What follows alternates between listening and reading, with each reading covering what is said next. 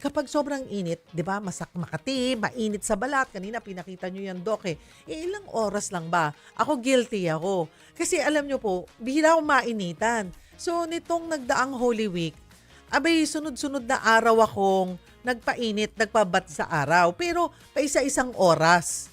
Isang oras sa umaga, isang oras sa hapon. 3 araw na sunod-sunod. Wala pa rin Tinitingnan ko kung nangitim ka. Hindi nga. Siguro nabahiran lang ako Konti. ng konting kulay, pero talaga pong maputi. And then, Maputi, of course, nakakainggit eh. hindi mawawala yung, of course, hindi pa rin kasi ako, nag-sunscreen pa rin ako. Kasi UV rays naman yan eh. Oo. Kahit magbabad ako sa araw at gusto ko magkakulay, naglagay pa rin ako ng Gusto mong protection. magkakulay? Tingnan po ninyo yung screen ninyo, no? Kulay ng konti. Ebony and ivory. Ayaw nga. So, doon, yung mga ganyan, maraming nagbi-beach ngayon Yeah. or out of town, tabing ilog, tabing tubig, magbababad sa araw. Eh, ano ba yung ideal lang Oo. na oras? At saka, ano yung mga delikadong oras na magbilad? Ayan, paalala muli. Okay. Yung mga dermatologists will advise na wag po ninyong kalilimutan, lalong-lalo na sa mga bata na mga anak po ninyo na bago tumalon sa swimming pool, magbilad na sa araw, naglalagay ng sunblock. Aha. Noong araw, ang SPF sinasa... 50. 50. SPF 50 ang pinakamataas, di ba? Mahal nga yun, di ba? May 15, 20, pero Oo. 50 talaga Yung dapat. pinakamataas, 50 dahil oo. sa sobrang lapit nga natin sa equator, no? Ang sabi po kasi ng mga dermatologists, this might prevent us from developing skin cancer, no? Pero hindi lamang skin cancer, eh. Pwede po talaga tayong magkaroon ng mga sugat sa ating balat, mga boils kapag tayo po ay na-expose sa sobrang init. So, hindi po dapat lumalampas ng 15 to 20 minutes during the peak nung init ng panahon na nakabilad po tayo sa araw. So, dapat nag-excuse tayo, pupunta muna tayo sa ilalim ng shade, Oo. sa puno, bago bibilad uli, and then shade uli. Yeah. Wag diretso. Kaya yan, ibinalik, di ba? Yung ating mga traffic enforcers, talagang kailangan meron silang break para every 30 minutes yata, Yeah.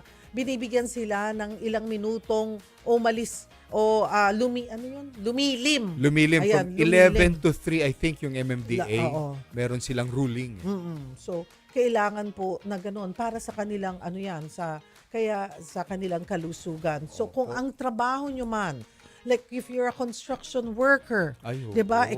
Exposed ka, make sure that you hydrate. Oo. Paalalahanan nyo po, siguro malaking bagay, yung may cooler, tapos may beam po doon, Oo. tapos lagyan ng yelo, May baon. mayat-maya ipinapahid para ma-freshen up, pero dapat yan, i-consider po yan ng mga may-ari ng construction companies, ha? Kung yung mga cleaner sa labas, 'di ba? Oh, yeah. Yung mga building na naglalakihan, na expose yan sa araw, dapat po paalalahanan nyo to hydrate. Yung mga sweeper. Sweeper, street sweepers, 'di ba? Mga Yung mga police. rider natin. Ay, rider, 'Di ba? Yung mga kawawa. delivery riders, abay, paalala po sa inyo, ha. Make sure na lagi po kayong may baon na tubig. Hydrate. O kaya, kung sa'yo nag-deliver, alukin mo naman ng tubig kaya. Oo. Di Pag ba? po di-deliver sa Oo, inyo. bigyan pag nyo ng isang mainit ang basong panahon. tubig. Kuya, baka gusto nyo naman muna pong magtubig, di ba? Oo, di ba? At dun sa mga katulad ko na nagpipilit na pag nagkaroon ng pagkakataon, magbabad sa araw or gusto makakuha, dun tayo sa healthy time. Yeah. Diba? Yeah. Pwede naman tayo magbabad sa araw, pero wag dun sa alanganing oras. Yes. Sabi, 6 to 9 a.m. Yes. sa umaga, and then 4:30 to 6:30 pagdating sa hapon. Pwede. Alam ko pong di na tayo, 'di ba? Ang sasabihin, paano tayo magkakatanyan o magkakakulay kung hindi meron pa rin po 'yan. May init pa rin 'yan sa ating mga balat, Oo diba? naman. Oo. Ayan. Wag yung 11 to 3. Ang init po nun, sobra. Kanina, Doc, puntahan ko yung so doon sa hindi natin nabanggit, yun ang delikadong oras. Opo. Mga kapatid, after 9 a.m. hanggang alas 4 ng hapon. Opo. As much as possible, iwasan po natin yan.